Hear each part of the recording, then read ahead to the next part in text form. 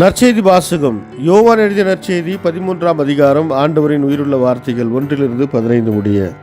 பாஸ்கா விழா தொடங்கவிருந்தது. தாம் இவ்வுலகத்தை விட்டு தந்தையிடம் செல்வதற்கான நேரம் வந்துவிட்டது என்பதை இயேசு அறிந்திருந்தார். உலகில் வாழ்ந்த தமக்குரியோர் மேல் அன்பு கொண்டிருந்த அவர் அவர்கள் மேல் இறுதி வரையும் அன்பு செலுத்தினார். இயேசுவை காட்டிக் கொடுக்கும் எண்ணத்தை அலகை சீமோன் மகனாகிய யூதாஸ்காரியோத்தின் உள்ளத்தில் எழச் செய்திருந்தது.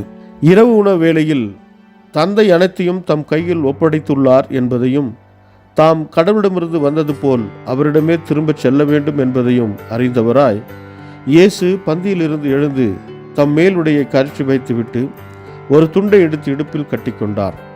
பின்னர் ஒரு குவளையில் தண்ணீர் எடுத்து சீடருடைய கால்களை கழுவி இடுப்பில் கட்டியிருந்த துண்டால் துடைக்க தொடங்கினார்.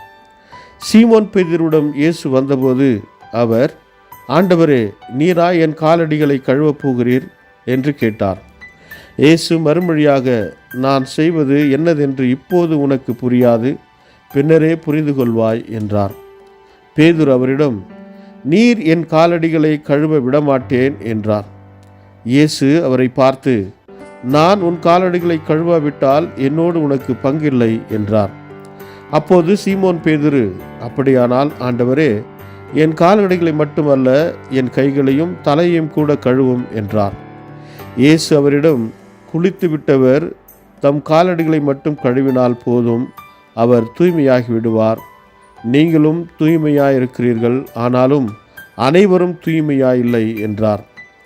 தம்மை காட்டிக் கொடுப்பவன் எவன் என்று அவருக்கு ஏற்கனவே தெரிந்திருந்தது. எனவேதான் உங்களுள் அனைவரும் தூய்மையாயில்லை என்றார்.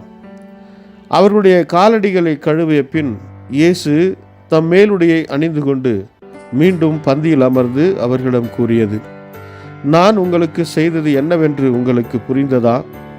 நீங்கள் என்னை போதகர் என்றும் ஆண்டவர் என்றும் அழைக்கிறீர்கள். நீங்கள் அவ்வாறு கூப்பிடுவது முறையே.